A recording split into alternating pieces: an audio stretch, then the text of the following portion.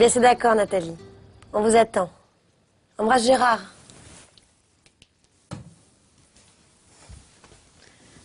C'est sympa que Gérard et Nathalie viennent.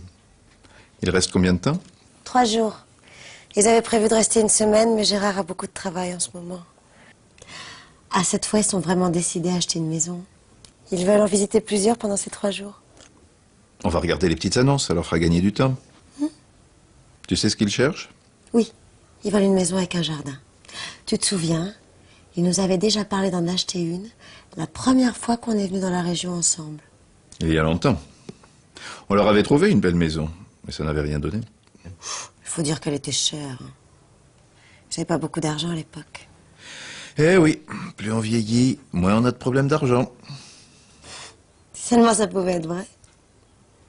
Ah, je leur ai dit qu'on passerait la journée de lundi avec eux, puisque c'est notre jour de fermeture. On n'avait pas dit qu'on irait au bord de la mer? Si, on pourrait y aller une autre fois. Hein?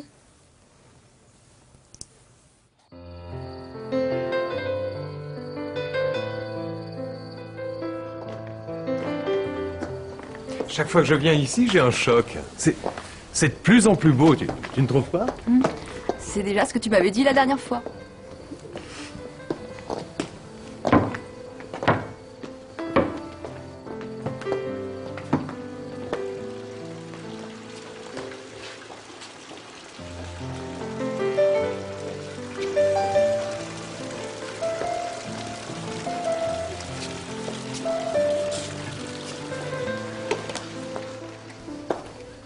Si on avait assez d'argent, c'est ici que j'aimerais acheter une maison.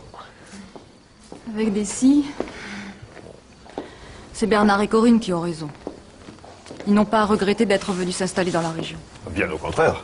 Il fallait même venir plus tôt.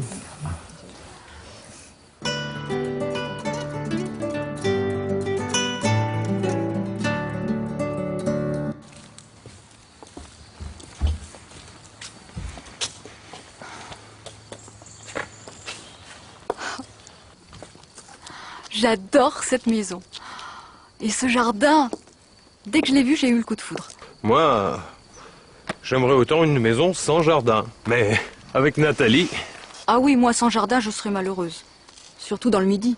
il ne faut pas se précipiter. On a encore du temps pour chercher. Quand on aime quelque chose, il ne faut pas hésiter. Toi, tu ne te décides pas, et après, tout ce que tu trouves à dire, c'est ah, si j'avais su, ah, si on avait été plus entreprenant. Moi, je suis comme Nathalie. Je fonctionne au coup de cœur. Elle est quand même un peu chère. On n'avait pas prévu de faire un gros emprunt. Faites une offre. Les propriétaires ont l'air pressés de vendre. Et puis, après avoir tellement monté, les prix ont bien baissé. N'attendez pas. S'ils acceptaient notre offre, tu crois qu'on pourrait régler l'affaire en 3 jours? En rentrant, je téléphone à mon notaire. Si tout va bien, vous pourrez signer la promesse de vente avant de partir. Tu vois, je t'avais dit que cette fois-ci on trouverait.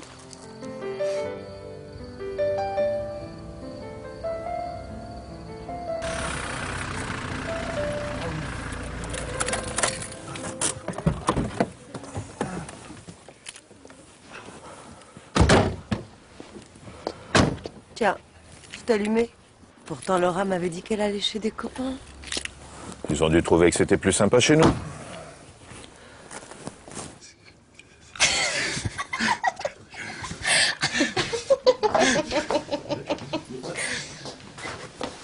Bonsoir. On allait partir. Au fait, je vous présente Frédéric Duval, mes parents et des amis. Bonsoir. Bonsoir. Tu ne devais pas aller chez des copains? Si, mais finalement, on préfère aller au cinéma et Frédéric est venu me chercher. Et vous y allez comment? Mon père me prête sa voiture. Qu'est-ce que vous allez voir? Le nouveau film de Luc Besson. Bon, ben on y va.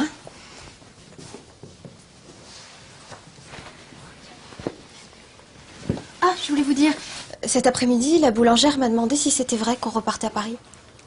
C'est une blague? Oui, oui, c'est une blague. Ah, j'aime mieux ça. À plus tard. Bonne soirée.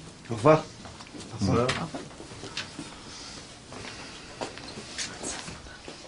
Qu'est-ce que c'est que cette blague? Rien de grave, c'est quelqu'un qui fait courir des bruits sur nous et nos affaires. Comme dirait Joseph, Les bruits, ça ne court pas tout seul.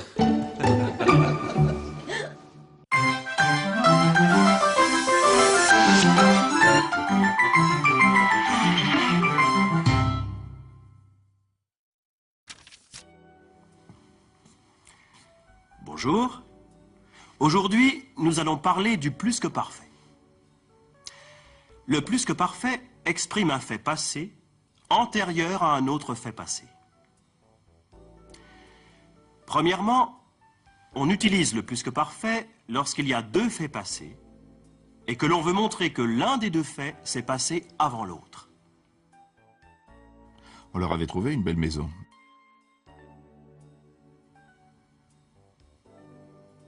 C'est le fait antérieur.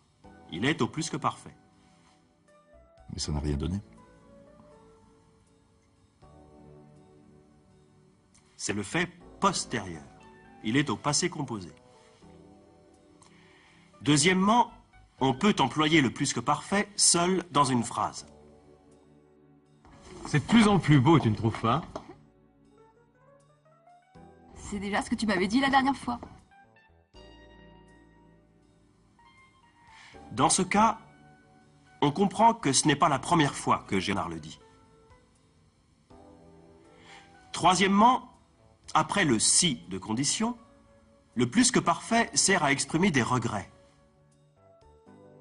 Ah, si j'avais su...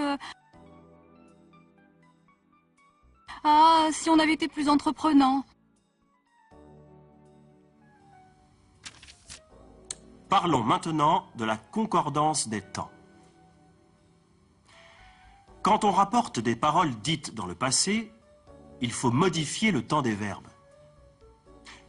Par exemple, Je vais chez des copains.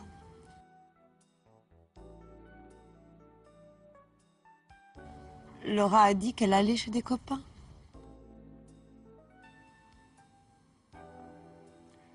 le verbe au présent du discours direct se met à l'imparfait dans le discours rapporté. Je suis allée chez des copains. Laura a dit qu'elle était allée chez des copains.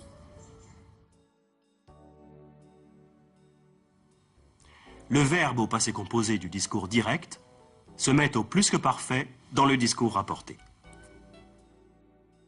J'irai chez des copains.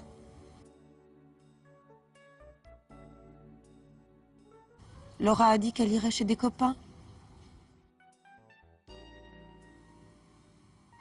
Le verbe au futur dans le discours direct se met au conditionnel dans le discours rapporté.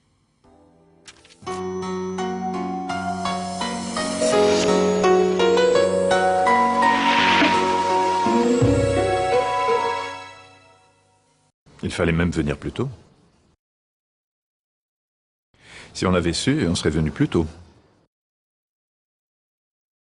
Si c'était à refaire, on serait là depuis longtemps.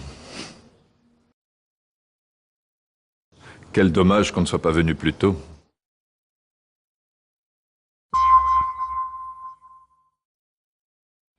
Ils ont dû trouver que c'était plus sympa chez nous. Ils ont dû préférer venir chez nous. Ils ont probablement pensé qu'il valait mieux être chez nous. Ils ont sûrement pensé qu'on était mieux chez nous.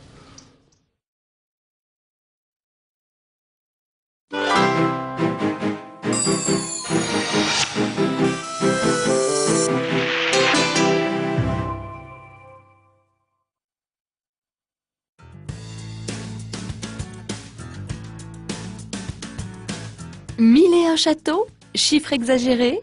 Sans doute. Et pourtant, quand on parcourt les rives de la Dordogne, on est surpris de voir ces donjons, ces tours de guet, ces châteaux Renaissance ou ces forteresses moyenâgeuses qui ne sont parfois distants que de quelques centaines de mètres.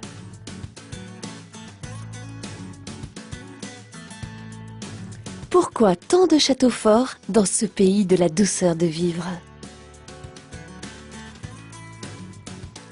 Pendant la guerre de 100 ans, les Français et les Anglais se partageaient la région.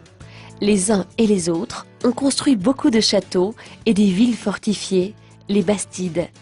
Beaucoup de ces places fortes ne sont plus maintenant que des ruines.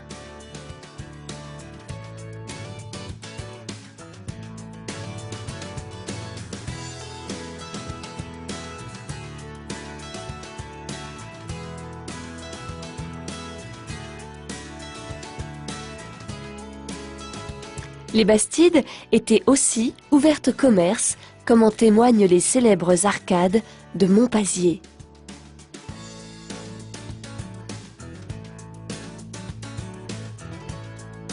Château? Église? Parfois la distinction se fait mal, car les églises peuvent ressembler à des forteresses.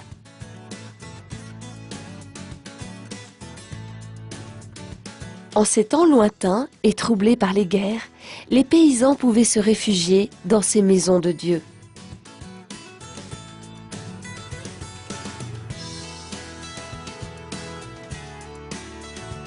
Avant de construire des villages près de la rivière, les premiers habitants creusaient leur refuge dans la falaise. La richesse du patrimoine périgourdin existe aussi sous terre. Il y a 17 000 ans, les habitants décoraient les parois des grottes de Lascaux. Aujourd'hui, c'est la nature qui décore les murs des grottes.